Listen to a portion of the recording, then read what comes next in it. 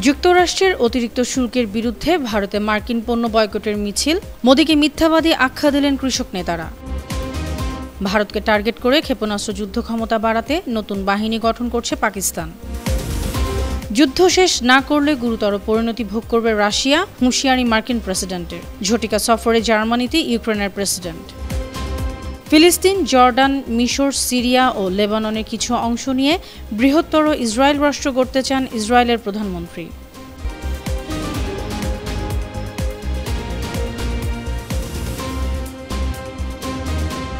শুনছিলেন সংবাদ শিরোনাম। সবাইকে স্বাগত জানাচ্ছি বিশ্বজুড়ে প্রতিদিনে। বিশ্বের বিভিন্ন প্রান্তের সব শেষ তথ্য জানাতে আপনাদের সঙ্গে আছি আমি অনন্যা চৈতি। যুক্তরাষ্ট্রের আরোপিত অতিরিক্ত 25% শুল্কের বিরুদ্ধে ভারতের উত্তরপ্রদেশের গ্রেটার নয়ডায় ট্রাক্টর মিছিল করেছে ভারতীয় বাণিজ্য ও কৃষক ইউনিয়নের সদস্যরা।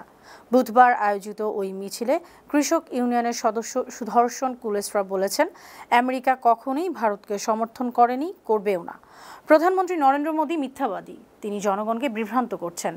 এ সময় মার্কিন তৈরি কোমল পানীয় যেমন কোকা-কোলা বয়কট করার আহ্বান জানান নেতারা। বিকল্প পণ্য হিসেবে ভারতের লেবু ও মহিষের দুধ পান করার অনুরোধ জানান তারা। ক্ষেপণাস্ত্র যুদ্ধ ক্ষমতা বাড়াতে একটি নতুন বাহিনী গঠনের ঘোষণা দিয়েছে পাকিস্তান। ইসলামাবাদে আয়োজিত এক অনুষ্ঠানে বুধবার গভীর রাতে প্রধানমন্ত্রী শেহবাজ শরীফ আর্মি রকেট ফোর্স নামে এ বাহিনীর গঠনের ঘোষণা দেন। এটি চিরপ্রতিদ্বন্দ্বী প্রতিবেশী ভারতের সঙ্গে সমানতালে এগিয়ে যাওয়ার একটি পদক্ষেপ।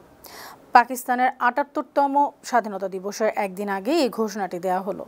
পাকিস্তানের প্রধানমন্ত্রী কার্যালয় বিবৃতি দিয়ে জানিয়েছে, সেনাবাহিনীর যুদ্ধ ক্ষমতা জোরদারে এ বাহিনী মাইল ফলক হবে। দেশটির একজন ঊর্ধ্বতন নিরাপত্তা কর্মকর্তা বলেছেন, এটি ভারতের জন্যই তৈরি করা হয়েছে। যুদ্ধ শেষ করতে রাজি না হলে রাশিয়া গুরুতর পরিণতি ভোগ করবে, এমন হুঁশিয়ারি জানিয়েছেন যুক্তরাষ্ট্রের প্রেসিডেন্ট ডোনাল্ড ট্রাম্প। বুধবার ওয়াশিংটন ডিসির কেনেডি সেন্টারে তিনি আরও বলেন, শুক্রবারের বৈঠকে ইউক্রেন যুদ্ধ শেষ করতে রাজি না হলে রাশিয়াকে শুল্ক আরোপ, নিষেধাজ্ঞা সহ বিভিন্ন কঠোর পদক্ষেপের মুখোমুখি হতে হবে। পরিণতি গুরুতর হবে। ট্রাম্প আরও বলেন, প্রথম বৈঠকটি ইতিবাচক হলে দ্রুতই দ্বিতীয় বৈঠক হবে। সেখানে ইউক্রেনের প্রেসিডেন্ট ভলোদিমির জেলেনস্কিও থাকতে পারেন। প্রথম বৈঠকে অগ্রগতি না হলে দ্বিতীয় বৈঠক হবে না। ঝটিকা সফরে জার্মানি গেছেন ইউক্রেনের প্রেসিডেন্ট ভলোদিমির জেলেনস্কি। মার্কিন প্রেসিডেন্ট ডোনাল্ড ট্রাম্পের সঙ্গে রাশিয়ার প্রেসিডেন্ট ভ্লাদিমির পুতিনের বৈঠকের আগে গতকাল বুধবার বার্লিন পৌঁছেছেন তিনি। জার্মানির সময় দুপুর ২টায় জার্মান চ্যান্সেলর মের্জকে সঙ্গে নিয়ে জেলেনস্কি ট্রাম্প এবং ইউরোপীয় কয়েকজন নেতার সঙ্গে ভিডিও কনফারেন্স করেছেন। বৈঠকে ন্যাটো প্রধান মার্ক রুটেও যুক্ত ছিলেন। বিশ্লেষকরা মনে করছেন, আগামীকাল শুক্রবার আলাস্কায় ট্রাম্প ও পুতিনের গুরুত্বপূর্ণ বৈঠকের আগে মের্জের সঙ্গে জেলেনস্কি সাক্ষাৎ বিশেষ কোনো ইঙ্গিত বহন করে। মার্কিন প্রেসিডেন্ট ডোনাল্ড ট্রাম্পের স্ত্রী ও ফার্স্ট লেডি মেলানিয়া ট্রাম্প দেশটির সাবেক প্রেসিডেন্ট জো বাইডেনের ছেলে হান্টার বাইডেনের বিরুদ্ধে $১০০ কোটি মানহানি মামলার হুমকি দিয়েছেন। হান্টার সম্প্রতি এক সাক্ষাৎকারে বলেছেন, ট্রাম্প ও মেলানিয়ার প্রথম পরিচয় হয়েছিল যৌন অপরাধী জেফ্রি এপস্টেইনের মাধ্যমে। মেলানিয়া এ মন্তব্যকে মিথ্যা, মানহানিকর, আপত্তিজনক ও উস্কানিমূলক বলে উল্লেখ করেছেন। এ কারণে মেলানিয়া ট্রাম্পের আইনজীবীরা হান্টারের কাছে আইনি নোটিশ পাঠিয়েছেন।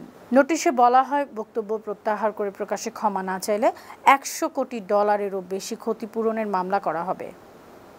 মিশর ও জর্ডানের এক অংশকে নিয়ে পুরো ফিলিস্তিনি ভূখণ্ড সহ বৃহত্তর ইসরায়েল প্রতিষ্ঠা করতে চান ইসরায়েলের প্রধানমন্ত্রী বেনিয়ামিন নেতানিয়াহু। টাইমস অফ ইসরায়েলের খবরে বলা হয়েছে, নেতানিয়াহু i24 চ্যানেলকে বলেছেন, তিনি ঐতিহাসিক ও আধ্যাত্মিক মিশনে আছেন। বৃহত্তর ইসরায়েলের ধারণার মধ্যে ইসরায়েল রাষ্ট্র ভবিষ্যৎ ফিলিস্তিনের রাষ্ট্রের জন্য নির্ধারিত এলাকা এবং বর্তমান জর্ডান ও মিশরের সঙ্গে সিরিয়া ও লেবাননের কিছু অংশ অন্তর্ভুক্ত আছে। ফিলিস্তিনিদের ভূখণ্ড দখল করে সৃষ্টি করা হয়েছিল ইসরায়েল।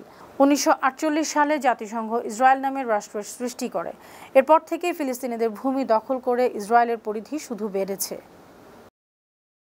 এদিকে ইসরায়েলি বাহিনী পুরো গাজা দখলের প্রস্তুতি নিচ্ছে। ইসরায়েলি সেনাবাহিনীর প্রধান ইয়াল জামির গাজা দখলের লক্ষ্যে ব্যাপক হামলার রূপরেখা অনুমোদন করেছেন।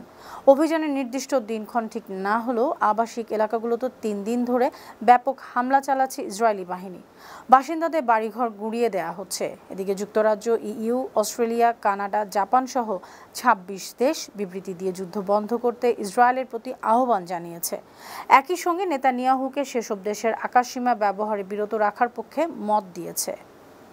অপরদিকে গাজার স্বাস্থ্য মন্ত্রণালয় জানিয়েছে, ইসরায়েলি হামলায় গেল ২৪ ঘণ্টায় ২১ ত্রাণ প্রার্থী সহ ১২৩ জন ফিলিস্তিনি নিহত হয়েছেন।